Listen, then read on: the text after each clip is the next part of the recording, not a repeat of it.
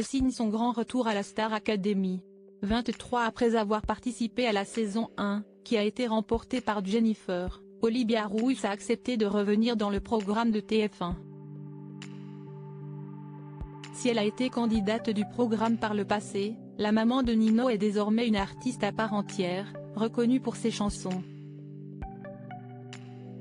Lors du prochain Prime, qui sera diffusé ce samedi 20 janvier sur TF1, elle a d'ailleurs prévu de chanter un medley regroupant plusieurs de ses titres cultes, à l'instar de La Femme Chocolat ou Elle Panique.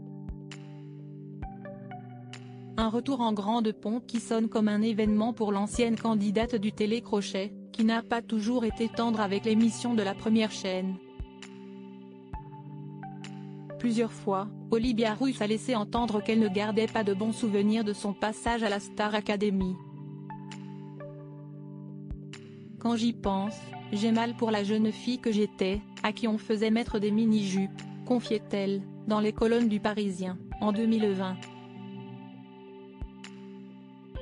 À l'époque, elle expliquait ne pas avoir pu porter de robe pendant plusieurs mois après le tournage. « Je ne veux pas montrer mon cul, je veux juste qu'on m'écoute », s'agaçait-elle. La même année, au micro de Sud Radio, elle disait avoir été manipulée. « Je me suis un peu sentie manipulée quand j'étais à l'intérieur », lâchait-elle. Et l'intéressait de poursuivre, « Je garde une petite colère au fond de moi. Même pas par rapport à mon cas à moi, parce que moi, je m'en sors plutôt très bien, mais par rapport aux gens qui ont souffert de ça.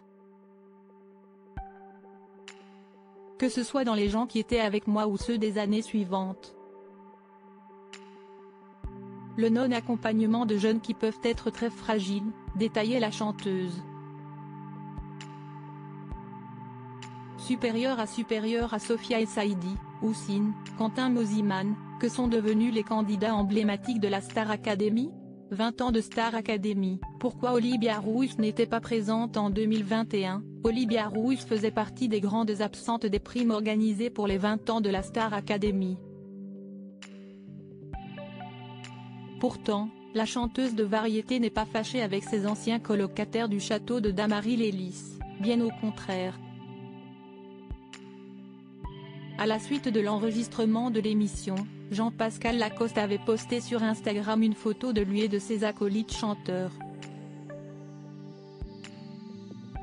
Image que l'interprète de La Femme Chocolat s'était empressé de commenter par de nombreux cœurs.